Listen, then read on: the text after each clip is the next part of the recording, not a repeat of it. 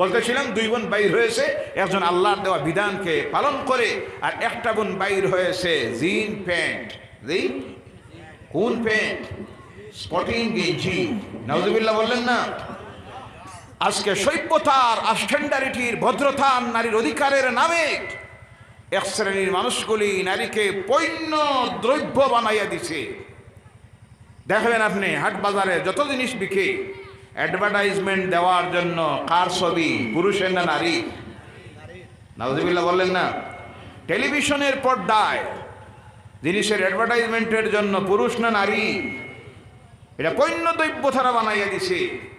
আল্লাহ রসুল বলছেন একটা সময় আসবে তখন তোমরা দেখবে মহিলারা কাপড় পরিধান করবে কিন্তু তাদের গায়ে কাপড় বলতে কিছুই থাকবে না। বলেন নাউজুবিল্লাহি মিন যালিক। আলামতে কিয়ামত সম্পর্কে যে হাদিসগুলি আসতেছে আল্লাহ রসুল সাল্লাল্লাহু আলাইহি সাল্লামের বাস্তব অভিজ্ঞতায়, আমি এবার আসতে গিয়া দিল্লি আন্তর্জাতিক বিমানবন্দরে হঠাৎ করে দেখি, ইয়া আল্লাহ, কিছু মহিলারা ভদ্রগড়ের কলেজ ইউনিভার্সিটির ছাত্রীরা হবে একসঙ্গে, আর গায়ে তার হাবভাবে বোঝা যাইতেছে গায়ে যে সামান্য কিছু কাপড় আছে, যদি কেউ তাদেরকে পারমিশন দিত যে এটাও খুলিলে অসুবিধা নাই, খুলতে তারা বাধ্য হয়ে যাইত। বলে নাউযুবিল্লাহি মিন যালিক। কাপড় বলতে গায়ে যে একটা কিছু যে আছে কি না আল্লাহই জানে। নাউযুবিল্লাহ বললেন না? আজকে ভদ্রতার নামে, স্ট্যান্ডার্ডিটির নামে নারীদেরকে তারা এইভাবে উলঙ্গ করে রাস্তায় রাজপথে যখন নামাইল ইহুদি নাসারারা, খ্রিস্টানেরা, ফল রেজাল্ট কি আসলো? নারীর ইজ্জত বাড়লো না কমলো? তার পরিসংখ্যান আজকে তাদের দেশের নারী সম্পর্কে যে পরিসংখ্যান বাইর হয়েছে, মানুষ অবাক হয়ে গেছে। বর্তমান আমেরিকায় 19 লক্ষের মতো যারা সন্তান বিভিন্ন আশ্রমে থাকতেছে। বলো নাউযুবিল্লাহ। যারা সন্তান বুঝেন, জি, যার বাবার পরিচয় নাই, যার বাবার পরিচয় নাই, এইভাবে 19 লক্ষের ঊর্ধ্বে বাচ্চা আমেরিকায়। নাউযুবিল্লাহ বললেন না? কোন কারণে? নারীর বেপরদাইয়ের কারণে।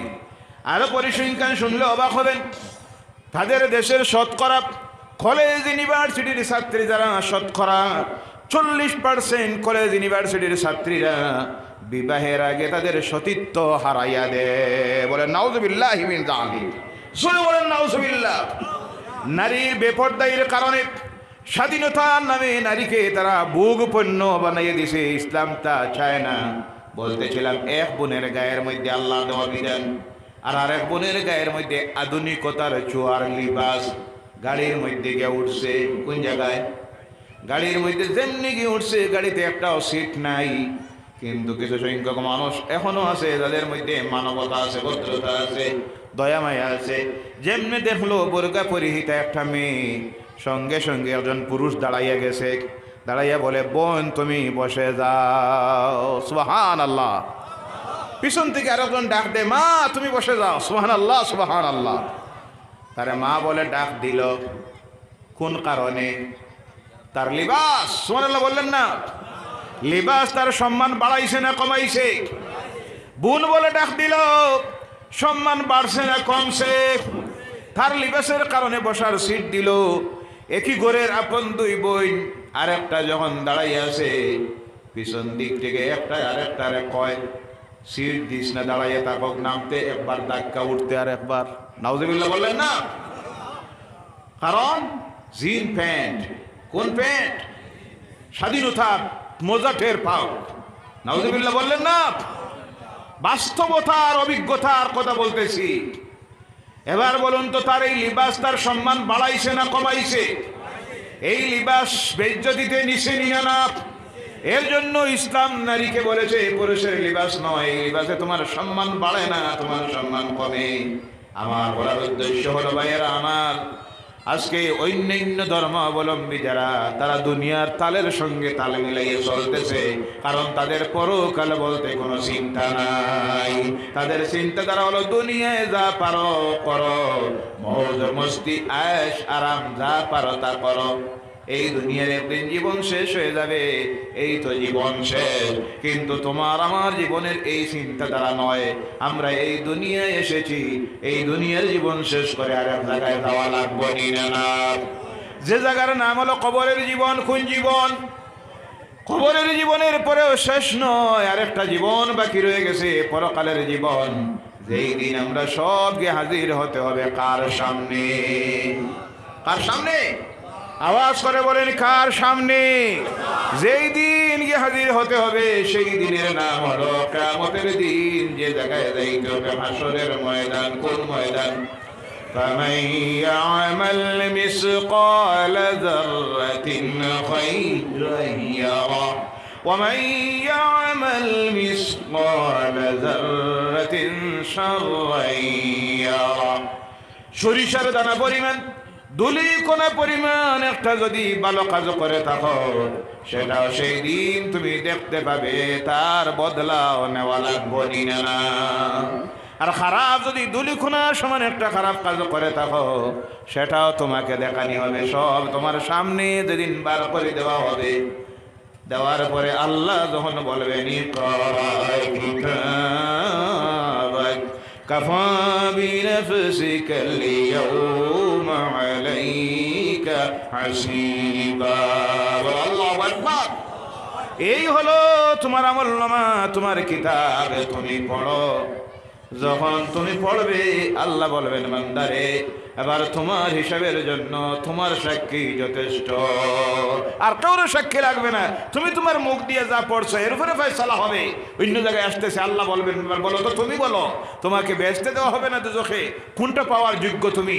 বান্দা বলবে আল্লাহ আমি যা পড়লাম এর উপরে যদি ফয়সালা হয় আমি জাহান্নামী হয়ে গেছি, আমি দুজখে হয়ে গেছি। আল্লাহ বলবেন আমার ফেরেশতারা ধরো এর মাথার অগ্রভাগের চুলের মধ্যে আর নিক্ষেপ করো জাহান্নামে। বলো নাউযুবিল্লাহ।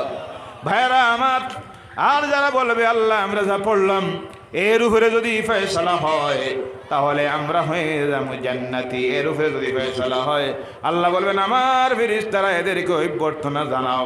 তখন আল্লাহর ফেরেশতারা অভ্যর্থনা জানাবে সালামুন কাওলাম মির রাব্বির রহিম, তোমাদের রবের পক্ষ থেকে আজকে তোমাদের উপরে শান্তি বর্ষিত হোক। সুবহানাল্লাহ। আল্লাহর পক্ষ থেকে শান্তি বর্ষিত হতে থাকবে, আর আল্লাহর ফেরেশতারা সম্মান জানাইয়া বেহেশতে নিয়ে পৌঁছাইয়ে দিবে। বলেন সুবহানাল্লাহ। আমরা কোন জীবন চাই? বেহেশতি জীবন না দুজখের জীবন? বেহেশতি জীবন যদি চাই তাহলে ফলো করতে হবে কাকে? আল্লাহ রাসূল সাল্লাল্লাহু আলাইহি সাল্লামকে মডেল হিসেবে গ্রহণ করতে হবে কাকে? তিলাওয়াত করেছিলাম আয়াত। আমার ভাইয়েরা, এই মাহফিলটা হলো ঈদ মিলাদুন নবীর মাহফিল। সুবহানাল্লাহ বলেন। এই মাহফিলের নাম শুনিয়ে খুশি না নারাজ? ঈদে মিলাদুন নবী শুনলে ভালো লাগে না খারাপ লাগে? যত খুশি হবেন তত ইমানি জজবা বাড়বে। বলে সুবহানাল্লাহ। যত খুশি হবেন তত রাসূলের মহব্বতের পরিচয় হবে। বলেন সুবহানাল্লাহ। ভাইরা আমার, এই মিলাদুন নবীর মাহফিলে আমার অনুরোধ হলো, এই ছন্ন ছাড়া পৃথিবীতে মানুষ আজকে আদর্শ পাওয়ার জন্য ঘুরতেছে ফিরতেছে। কারণ রাজনৈতিক নেতার কাছে গেলে এখন আদর্শ বলতে কিছুই না আছে। ভাইরা আমার, থানার ওসি সাহেবের কাছে যদি যায় আদর্শ খোঁজার জন্য পাওয়া যাইব, পাওয়া যাইব। আছে রাইতে 12টায় 10,000 আসেনি না? নেতা সাহেবের কাছে যদি যায়, যাওয়ার পরে দুনিয়ার সব চরিত্রহীনতার কাজ আসেনি না? সব আবার না, সব না, এখনো আদর্শবান রাজনীতিবিদেরা আছে। আল্লাহ এদের হায়াত দেখ, সকালে বলেন আল্লাহুম্মা আমিন। কিন্তু অধিকাংশ ক্ষেত্রে আজকে রাজনীতিতে যারা গেছে চরিত্র হারাইছে, আদর্শ হারাইছে। সব না, আবার কথা বুঝবেন। আপনি শিক্ষাবিদের কাছে যান, এখানেও গেলে কমপ্লিট আপনি কিছু পাবেন না। অন্যান্য ধর্ম প্রচারক যারা তাদের কাছে যান, কমপ্লিট কিছু আপনি পাবেন না। নবীদের কাছে যান, আমার নবী বাদ দিয়ে অন্য নবীদের কাছে গেলে আপনি কমপ্লিট দুনিয়ার মানুষের জন্য যা কিছু তা পাবেন না। আপনি গেলেন সুলাইমান আলাইহিস সালামের কাছে, রাষ্ট্র কেমনি চালাইতে হয় আপনি জানলেন, কিন্তু বাকি যে যুদ্ধের ময়দানে গিয়ে কেমনি যুদ্ধ পরিচালনা করতে হয় তা পাওয়া। ঈসা আলাইহিস সালামের কাছে আপনি গেলেন, গিয়ে যদি জিজ্ঞাসা করেন ও ঈসা বিবাহ কেমনে করতে হয়, স্ত্রীর সঙ্গে কি ব্যবহার করতে হয়, ঈসার কাছে তাও পাবেন। এইভাবে এক একজন নবীর কাছে আপনি গেলে একটা গুণ পাবেন, আরেকটা আছে আরেকটা, একটা আছে একটা নাই, একটা আছে একটা নাই। কিন্তু কমপ্লিট পৃথিবীর মানুষের জন্য যা কিছুর প্রয়োজন সব যার কাছে পাওয়া যায় তিনি হলেন তোমার আমার নবী, নূরের নবী মুহাম্মদুর রাসূলুল্লাহ সাল্লাল্লাহু আলাইহি সাল্লাম। সুবহানাল্লাহ। এমন একটাও জিনিস তিনি বাকি রেখে যান নাই। তিনি একদিকে রাষ্ট্রনেতা, বলেন সুবহানাল্লাহ, আরেকদিকে সুপ্রিম কোর্টের প্রধান বিচারপতি, সুবহানাল্লাহ বললেন না, আরেকদিকে মসজিদের ইমাম, রাত্রিতে তাহাজ্জুদের নামাজে খাড়া, যুদ্ধের ময়দানে সেনাপতি, আর এতিমের জন্য আদর্শ। মা বাবা জন্মের আগে হারাইলেন, 6 বছর বয়সে মাও নাই, জমিনে কেউ নাই, এতিমের জন্য আদর্শ, মিসকিনের জন্য আদর্শ, গরিবের জন্য আদর্শ। কেমন গরিব, 3 দিন হয়ে গেছে পেটে খাবার নাই। মা ফাতেমার ঘরে গিয়ে হাজির হলেন। হাজির হওয়া মাত্র ফাতেমা আল্লাহ রসুলের সামনে এসে বলেন, আব্বা আজকে 4 দিন হয়ে গেছে পেটে খাবার নাই। হাসান উপবাস, হোসাইন উপবাস। আল্লাহ নবী বলেন, মা রে, তোর বাবা আল্লাহর নবী, নূরের নবী, আখিরি জমানার নবী, রাহমাতাল লিল আলামিন করে আল্লাহ যাকে প্রেরণ করেছে, সেই নবী আজকে 3 দিন হয়েছে পেটে খাবার নাই। বলে সুবহানাল্লাহ। গরিবের জন্য আদর্শ, মিসকিনের জন্য আদর্শ রেখে গেলেন, রাষ্ট্রনেতার জন্য আদর্শ রেখে গেলেন, বিচারপতির জন্য আদর্শ, সেনাপতির জন্য আদর্শ, স্বামীর জন্য আদর্শ। আল্লাহ রাসূলের স্ত্রীগণের কাছ থেকে নজরে দাম্পত্য জীবনের আলোচনা, আদর্শ, সব বিষয়ে। ব্যবসায়ীর জন্য আদর্শ, ব্যবসায়ী হয়েছিলেন। এমন কোন সাবজেক্ট বাকি রাখেন না এই দুনিয়ার, যে রাস্তায় যে মানুষ যাক তার জন্য আদর্শ। যার কাছে আমার আল্লাহ বলছেন, লাকাদ কানা লাকুম ফি রাসূলিল্লাহি উসওয়াতুন হাসানাহ। আল্লাহু আকবার। উত্তম আদর্শ যদি, চরিত্র যদি তোমরা পাইতে হয় আল্লাহ রসুলের কাছে, সেই আদর্শ, উত্তম আদর্শ চরিত্র আল্লাহর নবী ছাড়া আর কারোর কাছে সেই চরিত্র আদর্শ পাওয়া সম্ভব নয়। কিন্তু আমার আফসোস লাগে, দুঃখ লাগে, এমন নবীর উম্মত হয়ে আজকে আদর্শ বলতে, চরিত্র বলতে আমাদের মধ্যে কিছুই। এর কারণ, 1 নম্বরের কারণ হলো নবীর আলোচনা কম হয়, নবীর চরিত্রের আদর্শের আলোচনা কম হয়। সবচেয়ে বেশি আজকে প্রয়োজন হলো এই সমাজের মানুষের চরিত্রে আমলের সংশোধনের জন্য আমার নবীর আলোচনা বেশি করা। কথা ঠিক কিনা? যত বেশি করে আমার নবীর চরিত্রের উপরে আলোচনা করা হবে, আর এই যে আলোচনা করা হয় এটার নাম হলো মিলাদুন নবী। সুবহানাল্লাহ। এর জন্য বেশি বেশি করে নবীর আলোচনা করবেন, আপনার ঘরে গিয়েও করবেন, নিজের ছেলে মেয়ের সঙ্গে করবেন। আল্লাহর হাবিবের জীবনী গ্রন্থ বিভিন্ন দিক নিয়ে আছে, আপনার ঘরে আনেন, আল্লাহর হাবিবের জীবনী গ্রন্থ দিয়ে আপনি পড়ুন, বেশি বেশি করে পড়ুন, রিসার্চ করুন, নিজের ছেলে মেয়েকে শিক্ষা দিন, আর ফলো করুন মডেল হিসেবে আল্লাহ রসুলকে। তাহলে একদিন দেখবেন আপনার চরিত্র জীবন, আমার সমাজের মানুষের জীবন চরিত্র আল্লাহ রসুলের আদর্শ মতো যদি হয়ে যায়, আজকের পৃথিবীতে ইসলামের দুশ্মন যারা যারা আমাদের মধ্যে কিছু কুসংস্কার আছে, আল্লাহর নাফরমানি যেটা আছে, সেটাকে তারা ফলো করে করে সোশ্যাল মিডিয়ার মাধ্যমে দুনিয়ার মানুষের সামনে তুলে ধরে দেখাইতেছে। এই হলো ইসলামের শিক্ষা। বলো নাউযুবিল্লাহ। এই হলো মুসলমানদের চরিত্র। ইসলামে কোরআন এটা শিখাইছে, কোরআন এটা শিখাইছে, মুহাম্মদে এইভাবে শিখাইয়া গেছেন। আজকে আমাদের কারণে কিছু সংখ্যক মানুষ আমাদের মধ্যে এইভাবে আছে, যাদের কারণে তারা এই সুযোগটা পাইতেছে।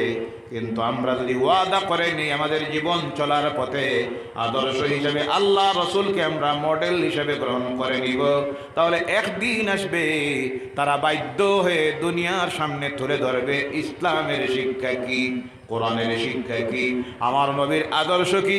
তখন পৃথিবীর পথ হারা মানুষ বুঝতে পারবে আসল ইসলাম, আসল কোরআন, ইসলামের শিক্ষা, আমার রসুলের শিক্ষা একদিন আসবে ইনশাআল্লাহ। বলেন ইনশাআল্লাহ। পৃথিবীর কোনায় কোনার থেকে আওয়াজ উঠবে লা ইলাহা ইল্লাল্লাহু মুহাম্মাদুর রাসূলুল্লাহ, লা ইলাহা লা ইলাহা ইল্লাল্লাহু মুহাম্মাদুর রাসূলুল্লাহ সাল্লাল্লাহু আলাইহি ওয়াসাল্লাম। ভাইয়েরা আমার, মনের মধ্যে আপনাদের আসতে পারে সেটা কিভাবে সম্ভব হবে? তার প্রমাণ ইসলামের প্রথম যুগের দিকে যদি আমরা যাই, তাহলে আমরা দেখতেছি একদিন ছিল শুধু মক্কার জমিনে একজন মানুষের জবান দিয়ে বাইর হয়েছিল লা ইলাহা ইল্লাল্লাহ, তিনি ছিলেন মুহাম্মাদুর রাসূলুল্লাহ সাল্লাল্লাহু আলাইহি সাল্লাম। সুবহানাল্লাহ। কয়জন? একজন। কয়জন? আওয়াজ করে বলেন কয়জন? 2 নম্বরে হযরতে খাদিজাতুল কুবরা রাদিয়াল্লাহু তাআলা আনহা, 3 নম্বরে আবু বকর সিদ্দিক রাদিয়াল্লাহু তাআলা আনহু। এই ধারাবাহিকতা শুরু হলো, এমন ভাবে শুরু হলো, লাইট যেমনি জ্বলে গেছে ইসলামের আলো, পথহারা মানুষ তখন আল্লাহর দ্বীনের দিকে আওয়াজ শুরু করলো। করতে করতে গিয়ে এমন হলো, মাত্র আল্লাহর হাবিব 12 বছর পর মক্কাতুল মুকাররমা থেকে মদিনায় চলে গেলেন। ওই মদিনা থেকে 12 বছর পর সেই দিন আল্লাহর হাবিব জীবনের শেষ বক্তব্য দিতেছেন আরাফাতের ময়দানে দাঁড়িয়ে।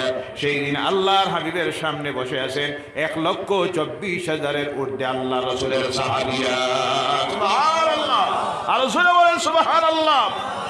এই শুরু হলো, আল্লাহ বলছেন ইজা জাআ নাসরুল্লাহি ওয়াল ফাত ওয়া রাআইতান নাস ইয়াদখুলুনা ফি দীনিল্লাহি আফওয়াজা। আল্লাহু আকবার। ইজা জাআ নাসরুল্লাহ, যখন আসবে আল্লাহর সাহায্য আর বিজয়, তখন আপনি দেখবেন দলে দলে মানুষ আল্লাহর দ্বীনের মধ্যে ঢুকতেছে। বলে সুবহানাল্লাহ। ওই দলে দলে ঢুকা সেই দিন থেকে শুরু হলো, আজও আসেনি না। কোন জায়গায় আপনারা শুনছেন যে 1000 মানুষ ইসলাম ধর্ম ত্যাগ করে অন্য ধর্মে গেছে? কোনোদিন শুনছেন? কিন্তু বারবার দেখবেন সোশ্যাল মিডিয়ায় পুরা গ্রাম একসঙ্গে অন্য ধর্ম ত্যাগ করে আল্লাহর দ্বীন ইসলাম গ্রহণ করতেছে। আসেনি না? না। ইসলামের আদর্শে মুগ্ধ হয়ে কোরআন পড়ে, হাদিস পড়ে, কিন্তু যেই হারে আসার কথা ছিল সেই হারে আসতেছে না। আমাদের চরিত্র দেখে, কথা ঠিক কিনা? আমাদের দিকে যখন তাকায় দেখতেছে এরা কেমন মুসলমান হইল, মদ খায়, নাউযুবিল্লাহ বলেন না, মিথ্যা কথা বলে, চুরি করে, জেনা করে, ডাকাতি করে, প্রতারণা করে, ঘুষ নেয়, সুদ নেয়, পরনারীর ইজ্জত নষ্ট করে, মিথ্যা মামলা দেয়, আইল ঠেলাঠেলি, ওজনে কম দেওয়া।